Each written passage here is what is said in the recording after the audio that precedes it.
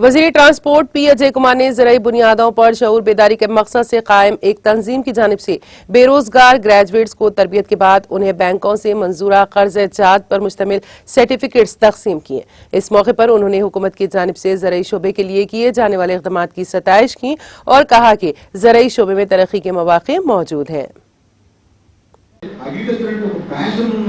ప్రభుత్వ అధినేత కేసీఆర్ గారు ఈ రాష్ట్రాన్ని నడిపిస్తూ ఉన్నారు కాబట్టి ఇవాళ అగ్రికల్చర్ డైనమిక్స్ మారింది.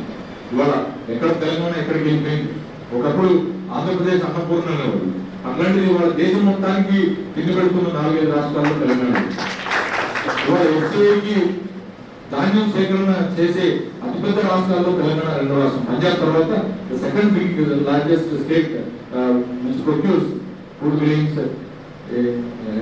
మనం ఊహకి కల్పనకు అందని మన ఫుడ్ గ్రెయిన్స్ 1,30,00,000 టన్నుల ధాన్యాన్ని మనం పోయిన సంవత్సరం ఎఫ్సిఐకి మనం సేకరించి ఇచ్చాం. ఇక్కడ ఇదంతా సాధ్యమైంది కేవలం ముఖ్యమంత్రి గారి దాసిని పెట్టుకొని వ్యవసాయాన్ని పండగ చేయాలి అని ఒక ఉద్దేశం. పండగ నుంచి ఇప్పుడు పండగకు వచ్చాం. 24 గంటల కరెంట్ ఇచ్చి రైతులకి రైతు బంధు ఇచ్చి ఎవరైనా పొరపాటున సహజ మరణంతోనైనా సరే రైతులు చనిపోతే రైతు బీమా ఒక 10 రోజుల్లోనే కేవలం రైతు బీమా వాళ్ళకి వచ్చే విధంగా చేసి అట్లనే వ్యవసాయ ఇన్పుట్స్ వాళ్ళకి అరేంజ్ చేసి ఫార్మ్ మెకనైజేషన్ కోసం అని కొన్ని వేల ట్రాక్టర్లు సబ్సిడీ మీద పోయినసారి ఫస్ట్ గవర్నమెంట్ ఇచ్చాము. ఫార్మ్ మెకనైజేషన్ లో డ్రిప్ ఇరిగేషన్ సైడ్ కానీ అంతా చేసుకుంటూ వెళ్ళడం జరిగింది.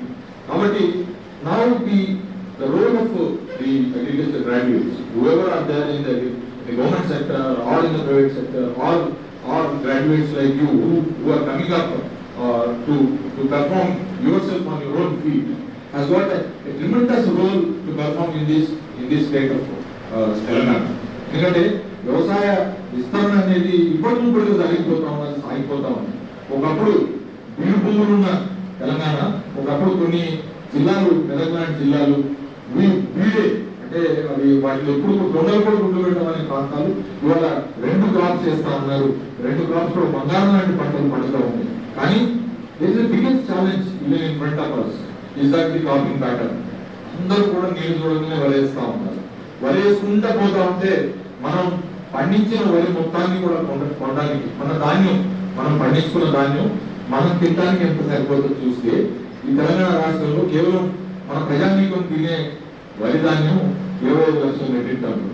మనం ప్రొడ్యూస్ చేసేది 1,30,000 మెట్రిక్ టన్నులు. ఇంకా మిగతా 1,00,000 మెట్రిక్ టన్నుల యొక్క ధాన్యం బయటికి వెళ్లాల్సిన అవసరం ఉంది. ఎఫ్సిఐ 45 లక్షల మెట్రిక్ టన్నుల కన్నా ఎక్కువ సేకరించే పరిస్థితి లేదు. కాబట్టి ఏం జరగాలి తర్వాత? అందుకని చెప్పి ముఖ్యమంత్రి గారు ఫుడ్ ప్రాసెసింగ్ జోన్స్ అని చెప్పి మొదలుపెట్టి ప్రాసెసింగ్ జోన్స్ జరగాలి. ఇంకా అంతకంటే బాగా ఎక్కువ ఆలోచించాల్సింది, మీరు కూడా అగ్రికల్చర్ గ్రాడ్యుయేట్స్ ఆలోచించాల్సింది క్రాపింగ్ ప్యాటర్న్ మారాల్సిన అవసరం ఉంది.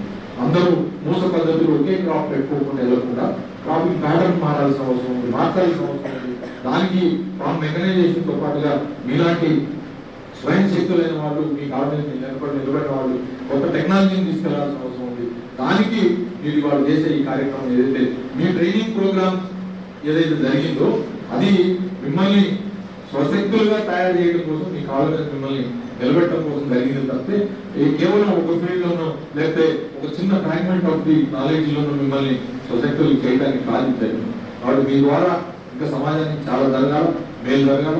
మీరే కాదు, చాలా మంది youngsters, as rightly said, Chandrasekhar has rightly said, so many thousands of agriculture graduates are graduating every year from this country. But the role of the graduates who are coming out and passing out should not what you call terminate there itself after their education, but they should contribute to the farming community by the best ways like this. అంటే మన కాళ్ళ మీద మనం నిలబడి మన కోసం, మన కుటుంబం కోసం చేస్తూ మన వ్యవసాయ కుటుంబం కోసం కూడా పనిచేయడం అనేది గొప్ప విషయం. ఆ పద్ధతిలో నేను ఎంచుకున్న ఈ కార్యక్రమం ఏదైతుందో మీరందరూ కూడా సఫలీకృతం కావాలి అని చెప్పి మనస్ఫూర్తిగా కోరుతాం.